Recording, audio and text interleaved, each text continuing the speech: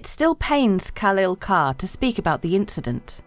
The lead engineer of Androtti Racing turns to his office window overlooking a massive hangar filled with custom-built racing rigs in various states of repair.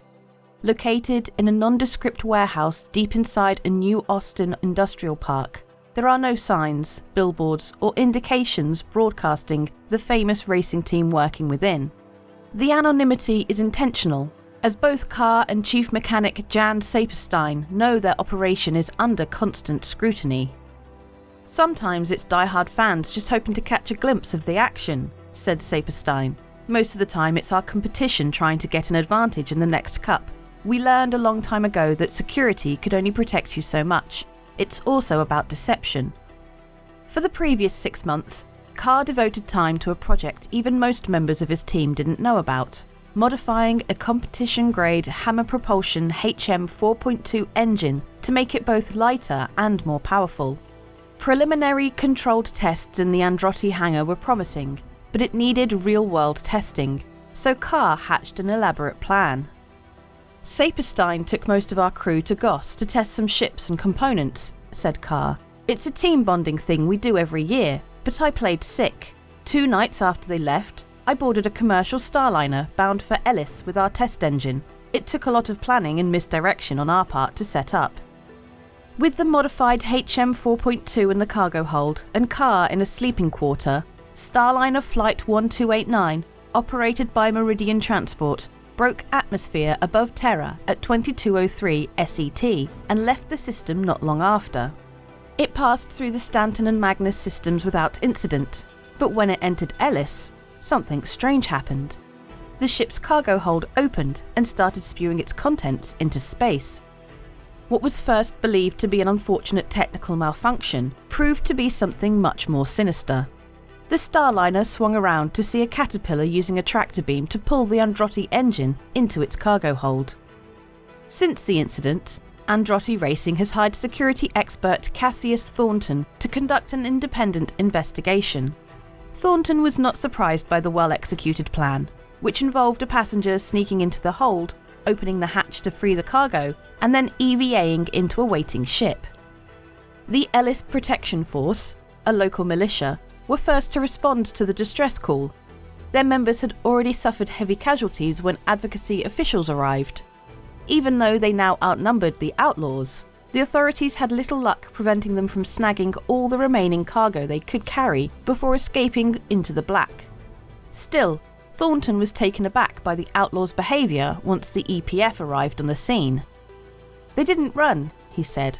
"Even though they had secured the big score, they slugged it out with the militia and even the advocacy until they had collected everything they could.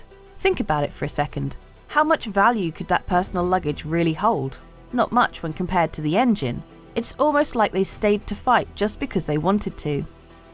The aggressive action taken by the outlaws has convinced Thornton that this isn't just another case of high-stakes corporate espionage. "In the past, I could usually sniff out a corporate job pretty quickly. They were cleaner, and there was a concerted attempt to limit collateral damage," said Thornton.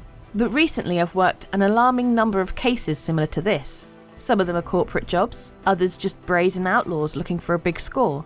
To be honest, I don't know what's worse, that corporate espionage tactics have gotten more aggressive, or that more and more outlaws won't hesitate to fight militia." It's no secret that crime has been on the rise around the UEE over the last decade. The Advocacy's Travel Safety Advisory System, TSAS, which collates crime data from every UEE system, then assigns each system a threat level ranging from minimal to extreme danger, clearly charts a steady rise in criminal behaviour in almost every corner of the Empire. David Golovkin, Assistant Director at the Advocacy's Office of Public Affairs, doesn't deny the statistical trend, but insists the Empire is safe. If you look at the annual TSAS reports going back the past 150 years, you'll notice that the crime rate constantly ebbs and flows. I have the utmost confidence that the past few years are nothing more than a cyclical uptick in illegal activity, not a new standard. Not all within the advocacy share Golovkin's view. A number of advocacy sources, who spoke under the condition of anonymity, expressed a growing unease within the agency. Complaints range from understaffed field offices, overwhelming caseloads, and a systemic aversion to fieldwork due to outlaws becoming better armed and equipped. Altogether, the grievances made it abundantly clear that many within the agency believe they lack the staff and equipment needed to properly address the problem. The current situation also has Charmaine Alvarez, a professor of criminology at Terra University, worried.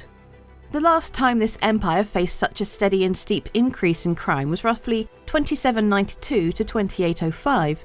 Many credit that surge to the chaos created after the disintegration of the Messer regime. It took a few years for Imperator Toy and the new administration to restructure the government, but once she did, she had to immediately pour a lot of credits into getting crime under control. Considering our economic situation, I don't see the current government undertaking a similar initiative anytime soon. Alvarez is concerned that emergency discretionary funds traditionally designated to the advocacy or local law enforcement are instead being allocated to the UEE's ongoing campaign against the Vandal.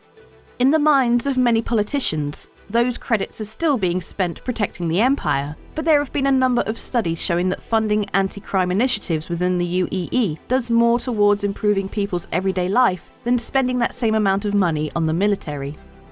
Back at the Androtti hangar in New Austin, Khalil Carr just shakes his head in disbelief over the entire situation.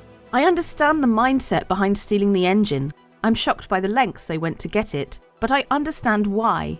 But luggage? Why was that worth killing for? Carr sighs, then looks out over the hangar floor again. Maybe I'm overthinking this. Maybe they just did it because it was easy or fun. I don't know. Guess it doesn't make any difference why they acted that way. It only matters that they did. If you want to get yourself a MISC fortune, comment on any of my videos made during this month of February to be in for a chance of winning that. It comes with lifetime insurance and some cool extra skins and a game package. It was given to us by CIG. Thanks very much for that. Also, get yourself some NordVPN. Best darn VPN that we've got in the links below. Also, nordvpn.com/BoredGamer. You get a big discount for going there. You can get VPN. You probably need one. I don't need one because I already have one. I've got NordVPN. Tobii Eye Tracker is on sale at the moment as well. Fantastic head and eye tracking, natively supported in Star Citizen. And with a more playable game, it'll be even better. Links below to all that. And if you'd like to help support the channel even further, using those links or liking, sharing, subscribing, commenting, that all goes a huge way to help, including that join button. Or Patreon. Those are great things too. Thanks very much for watching, and I'll see you in the verse.